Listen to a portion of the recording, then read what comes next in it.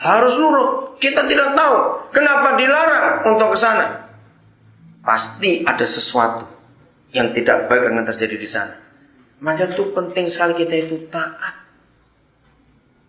Percaya nggak taat nggak ada gunanya. Contoh yang paling gampang. Kita sakit, kita ke dokter. Diperiksa, wah, gara-gara ini, gara-gara itu. Tolong ya anak-anak Tuhan, sadari. Tanya semua dokter. 80% kurang lebih penyebab kita sakit itu goro-goro cangkem geragas, catatan itu. 80% orang sakit itu karena mulutnya rakus. Yang nggak tahu geragas, tanya yang lain yang tahu. 80% saudara. Makanya itu ketok apa coba emplok dhisik. Dilihat ini apa ini? Serius ini. Apalagi sebagian besar saudara, saya mau beritahu hari ini, tolong ya, semua kita yang ngerti beritahu. Kurangi sebanyak-banyaknya makan goreng-gorengan. Sekarang ini dunia terbukti banyak orang stroke, kena gagal jantung, gagal ginjal, semua itu gara-gara minyak. Berbahagialah saudara kalau minyak itu cuma seminggu sekali kalau boleh. Kalau boleh sebulan sekali, yang lain direbus saja. Serius, makan yang godokan itu jauh lebih sehat daripada yang gorengan. Memang gak enak, tapi kan cuma berapa senti diilat ini saja. Setelah itu kita gak rasa apa-apa. Sungguh, penyakit-penyakit sekarang muncul karena makanan. Zat-zat berwarna yang di makanan itu hati-hati sudah. Begitu tolong orang-orang tua biasakan bawa makanan dari rumah untuk anak-anak sekolah. Saya sedih kalau saya keliling ke sekolah-sekolah itu melihat orang jualan di depan sekolah, minyaknya, campuran perwarnanya, aduh menakutkan sekali. Ini sampai November bulan yang lalu, kaget sekali. Orang Indonesia ditemukan umur termuda kena stroke, itu umur 21 tahun.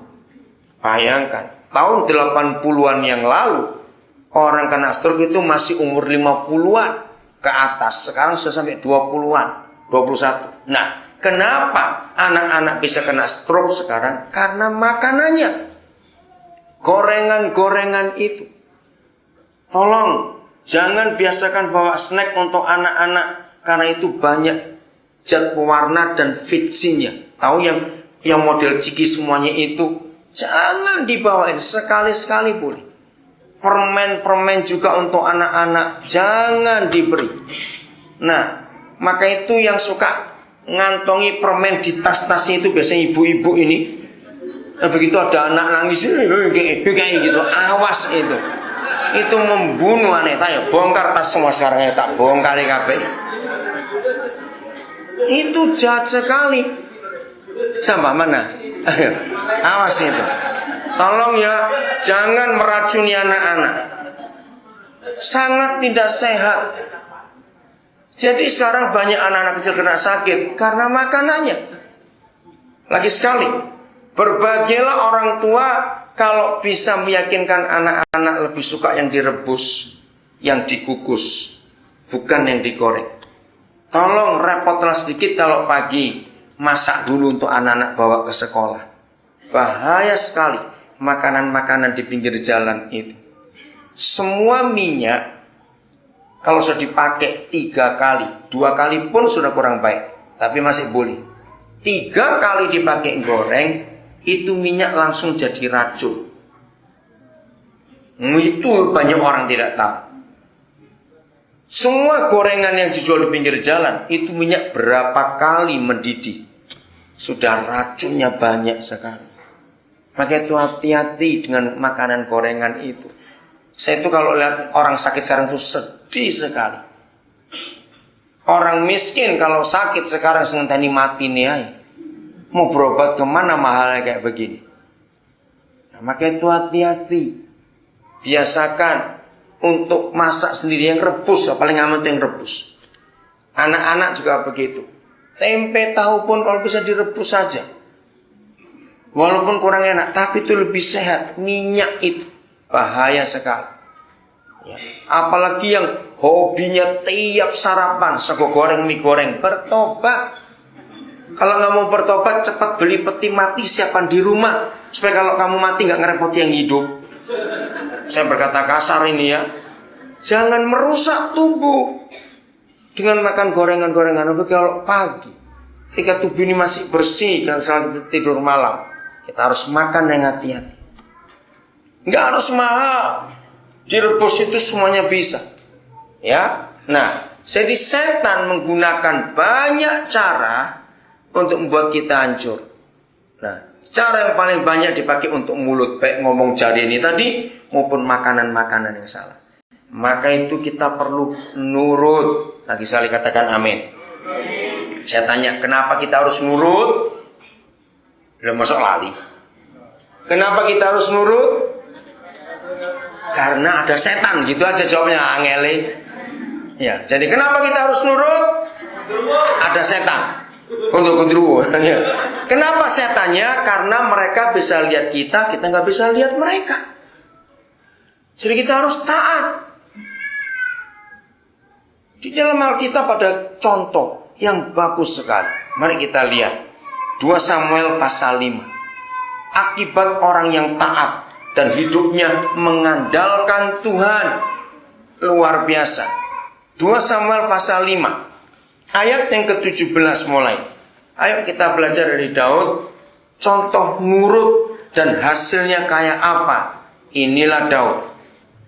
Ketika didengar orang Filistin bahwa Daud telah diurapi menjadi raja atas Israel, maka majulah semua orang Filistin untuk menangkap Daud. Jadi dimusuhi, bukan? Diserang musuh. Tetapi Daud mendengar hal itu. Jadi bocor rencana penyerangan musuh. Lalu ia pergi ke kubu pertahanan. Ini tempat Daud berjumpa Tuhan. Ketika orang Filistin itu datang dan mencari lembah Refaim. Lihat ayat yang ke-2 ayat 19. Daud buat apa? Bertanyalah Daud kepada Tuhan, kepada Bapa di surga, apakah kau harus maju melawan orang Filistin itu? Akan kau serahkankah mereka ke dalam tanganku? Nah saudara, perhatikan sikap Daud ini. Dia itu raja yang hebat, tentaranya banyak. Kalau dia ngomong apa saja, rakyat harus nurut, betul? Karena dia raja. Tapi lihat cara hidupnya. Ketika musuh menyerang, dia nggak rapat dengan semua pejabat negara, tapi dia bertanya kepada Tuhannya, maju atau tidak?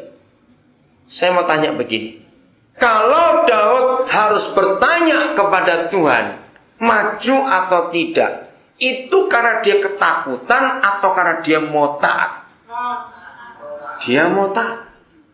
Dia mengandalkan Tuhan. Dia nggak punya ide, nggak punya cara bagaimana nyerang itu. Nah, inilah yang dibutuhkan. Akhirnya menang karena Tuhan menjawab. Yahweh menjawab. Masih ayat yang ke-19. Yahweh menjawab Daud, majulah, sebab aku pasti akan menyerahkan orang Filistin itu dalam tanganmu. Hebat, menang Daud.